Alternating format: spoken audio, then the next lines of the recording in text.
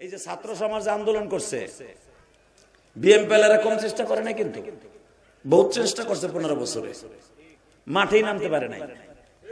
আমরা হুজুররা হেফাজত ইসলাম কোন চরমনাই কোন কম চেষ্টা করি নাই, বহুতবার নাইমে দেখছি। ব্যাট হাতে নিয়ে খারাইতে পারে না, তার আগে বোল্ড আউট করে দিছে। কথা কর না কেন? ছাত্রগো কোনো অস্ত্র নাই, বস্ত্র নাই, কিচ্ছু নাই, এরা কেমনে বিজয় লাভ করলো? 45 মিনিটের ভিতরে বিডি কেমনে ভাগলো? কারণটা কি? একটা মাত্র কারণ, এই কোরআন হাতে নিয়ে বললাম। জেলখানা হয়তো আপনি একদিন যাবেন, আমিও যাব। জেলখানা বেডা গলে গে, পাড়া গলে গে না। এই হুজুর কথা কর না কেন? জেলখানা বেডা গলে গে না। অনেকে জেলখানা যেতে ভয় পান, কিসের সাথে ভয় পান? এখন যদি কেন আপনার নিল না, কে আমার কপালে নাই তাই যাই নাই, যাবো সামনে যাবো, অসুবিধা কি? আমার চাইতে বড় বড় বেটাকে গরম ডিম দিছে, সেদ্ধ করে গরমটা দিছে, গরমটা। এখন সে শুনতাছি কি কি দিছে আয়না করে নিয়ে, কথা বলতে পারেন না?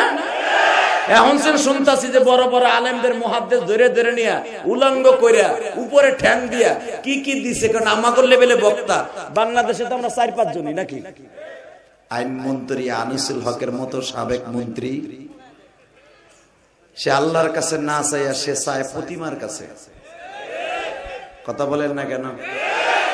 হিন্দুকে পূজা মণ্ডপে যে বলছিল, আপনারা যখন প্রতিমার কাছে কিছু চাইবেন আমার কথাটাও বললেন। কি মগার মগা! মুসলমানের ঘরে জন্ম নিয়ে এসে হিন্দুদের প্রতিমার কাছে চাইতে হয়, এটা সে কেমনে, কোন মুখ দিয়ে, কোন সেন্টিমেন্টালে বললাম? নিজে এখনো আমি প্লাসে প্লাসে মাইনাস করতে পারি না। কথা বলেন না কেন? এই বেটা কথা কইস, চুপ করে বই রেছিস, কি হয়েছে? ওই এক মগা করে রয়েছে, মুখই খোলে নাই। বলো, এই যে আল্লাহর ওলিরা বহেন, দুলাভাইরা পিছনে যান, কমিটির লোক ধাক্কাই ওইখানে সরান, এখানটা ক্লিয়ার করেন, ওদিক জানি যান, রাখ। এ না সরা পর্যন্ত আমি ওয়াজ করবো, তাই কেমনে নিজেই তুই বড়। আল্লাহু আকবার বলেন তো। সর্বময় ক্ষমতার মালিককে। মাস্টার বাড়াইতে বলছি, মাস্টার বাড়াও, ব্যাস বাড়াও, একসাথে বলতে হবে, বাড়াও, আরো বাড়াও। বেটা রাখ, এ কোন বেতারা? আমি ঠিক করতেছি, সব ঠিক হয়ে যাবে, তোমার কথা কইতে হবে না। বন্ধুরা আলহামদুলিল্লাহ বলেন, বলেন তো আল্লাহু আকবার হামদান কাসীরা তাইয়্যিবা মুবারাকান ফীহি।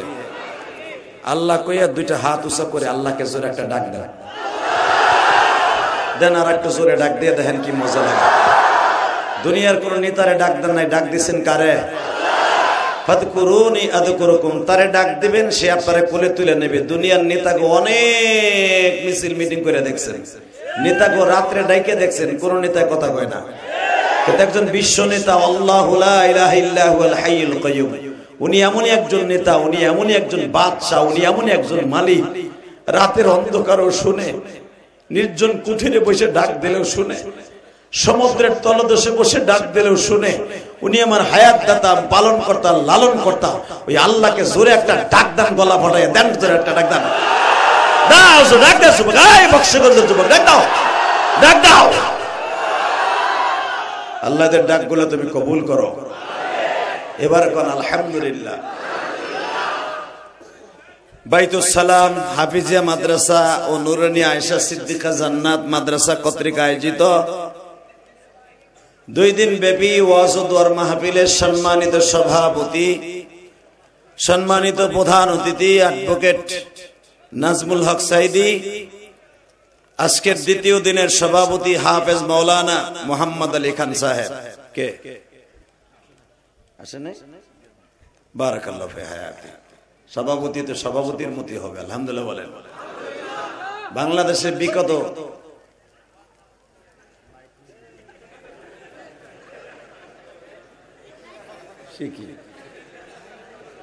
ও লাইট মারছে না, আমি তো ভয় পাইছিলাম রে ভাইয়া, আমি তো সাপ শুভাইছে কি মন কইয়া উঠছে। আল্লাহ সবাই রে নীরবতা পালন করার তৌফিক দান করেন। আপনার মন খারাপ? আমার নয়, মন খারাপ প্রধান অতিথি বললেন। আসলে মন খারাপ, কিছু করার নাই, আমরা আসছি তো, যা করেন মাইনা নিতে হয়। কিন্তু আমরাও যে পিছনে একটা জিন্দেগি আছে এটা আপনারা ভুলে যান। এখন আমি অনেকটি ক্যামেরা বন্দি, ইচ্ছা করলে অনেক কিছু বলতে পারবো না। বললে আপনাকে হয়তো ক্ষতি হবে, আপনাকে প্রতিষ্ঠানের ক্ষতি হবে। কিচ্ছু বলতে চাই না। বাবা দুদু মিয়া রাখো, শুধু আমি যেটা বলবো আওয়াজ দিবেন। এতদিন পর্যন্ত উলামা একরাম কথা মুখ ফুটে কথা বলতে পারে নাই। এখন আল্লাহ বলার একটা সুযোগ দিয়েছেন। আল্লাহ পাকের শুকর, আমাদের প্রধান উপদেষ্টা সাহেব একটা কথা বলেছেন, সেটা খুব ভালো লেগেছে। আগে থানায় গিয়ে গিয়ে ওসি সাহেবের কাছে পাও ধরে অনেক তেল মোবিল দিয়ে পারমিশন নিয়ে ওয়াজের আনন্দ লাগতো। এখন আলহামদুলিল্লাহ উনি বলছে ওয়াজ এবং তাফসীর ধর্মীয় কোন অনুষ্ঠান করার জন্য কোনো পারমিশন লাগবে না। কথাটা খুব ভালো লাগছে। জানি না লাশ পর্যন্ত কতদিন টিকবে এটা। শুধু একটা কথা বলবেন, সব জায়গায় পারমিশন নিতে হয় না, পূজা মণ্ডপে পারমিশন নিতে হয় না, ওয়াজে পারমিশন নিতে হয়। এটা কি কোনো মানুষ রচিত গ্রন্থ? হ্যাঁ, এটা মানুষের বানানো? মক্কার সব বেঈমানগুলো একত্রিত হইয়া কোরআনের একটা শব্দকে বানাইতে চেয়েছিল, পারে নাই। কিয়ামত পর্যন্ত কোন দার্শনিক, কোন মুহাক্কিক, মুদাক্কিক, মুদাব্বির, পৃথিবীর এমন কোন পাণ্ডুলিপির কেউ নাই কোরআনের একটা আয়াতের মতো একটা আয়াত বানাইতে পারে। তাহলে বোঝা গেল এটা কোনো মানুষ রচিত নয়। হাযা কালামুন, হাযা এটা এমন একটা মিন ইনদিল্লাহ, এমন একজন একটা কালাম যেটা স্বয়ং আল্লাহর পক্ষ থেকে আসছে। লাইসা কালামুল বাশার, এটা মানুষ রচিত নয়, এটা একমাত্র খোদাই প্রদত্ত। কথা ঠিক না বেঠিক? আপনারা হয়তো অনেকে জানেন না, এই কোরআন শরীফ এমন একটা মেডিসিন, এমন একটা ভিটামিন, এইটা কাফেররাও না শুনলে ঘুম আসতো না। কথা কর না কেন? কাফেররা কোরআন শরীফ না শুনলে ঘুম আসতো না। তার জ্বলন্ত প্রমাণ আমি আপনাদের দিয়ে দিই। নবুয়তের যখন ৪র্থ সাল চলতেছে, ওমর এখনো ইসলাম কবুল করে নাই। সুবহানাল্লাহ বলেন। কত সাল? 4 বছর। বাংলা বুঝবেন, 4 বছর চলতেছে। ইন দি মিন টাইমে মক্কায় একটা হুলিয়া জারি হইল।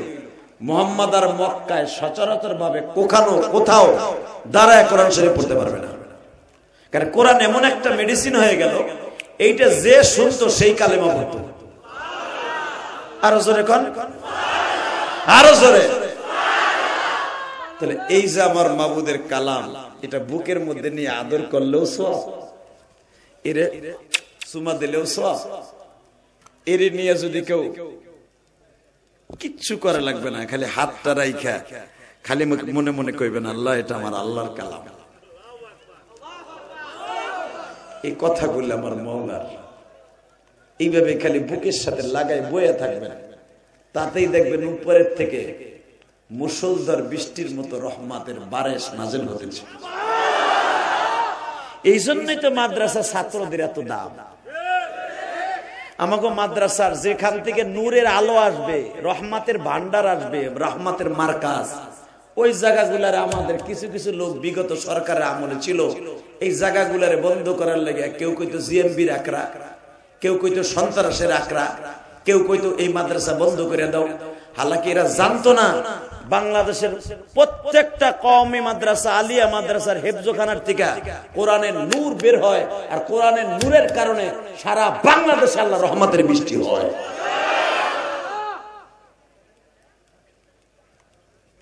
এই যে ছাত্র সমাজ আন্দোলন করছে, বিএমপিএলরা কম চেষ্টা করে না, কিন্তু বহুত চেষ্টা করছে 15 বছরে, মাঠেই নামতে পারে নাই। আমরা হুজুররা হেফাজত ইসলাম কোন চরমনাই কোন কম চেষ্টা করি নাই, বহুতবার নাইমে দেখছি। ব্যাট হাতে নিয়ে খারাইতে পারে না, তার আগে বোল্ড আউট করে দিছে। কথা কর না কেন? ছাত্রগো কোনো অস্ত্র নাই, বস্ত্র নাই, কিচ্ছু নাই, এরা কেমনে বিজয় লাভ করলো? 45 মিনিটের ভিতরে বিডি কেমনে ভাগলো? কারণটা কি? একটা মাত্র কারণ, এই কোরআন হাতে নিয়ে বললাম। জেলখানা হয়তো আপনিও একদিন যাবেন, আমিও যাবো। জেলখানা বেডা গলে গে, পাড়া গলে গে না। হ্যাঁ বুঝুন কথা কর না কেন? জেলখানা বেডা গলে গে না? অনেকে জেলখানা যেতে ভয় পান। কিসের সাথে ভয় পান? এখন যদি কেন আপনার নিল না, কে আমার কপালে নাই তাই যাই নাই, যাবো সামনে যাবো, অসুবিধা কি? আমার চাইতে বড় বড় বেটাকে গরম ডিম দিছে, সেদ্ধ করে গরমটা দিছে, গরমটা। এখন সে শুনতাছি কি কি দিছে আয়না করে নিয়ে, কথা বলতে পারেন না? এখন সে শুনতাছি যে বড় বড় আলেমদের মুহাদ্দিস ধরে ধরে নিয়া উলঙ্গ কইরা উপরে ঠ্যাং দিয়া কি কি দিছে। কারণ আমাদের লেভেলে বক্তা বাংলাদেশে তো আমরা 4-5 জনই নাকি, এই ভাইরাল 4-5 জন না? 4-5 জনের ভিতরে অধিকাংশের তো জেলখানায় ছিল। এখন তো শুনতাছি কি কি করছে, কি কি করছে। তখন তারা নীরব হয়ে যায় কোন জায়গা জানেন?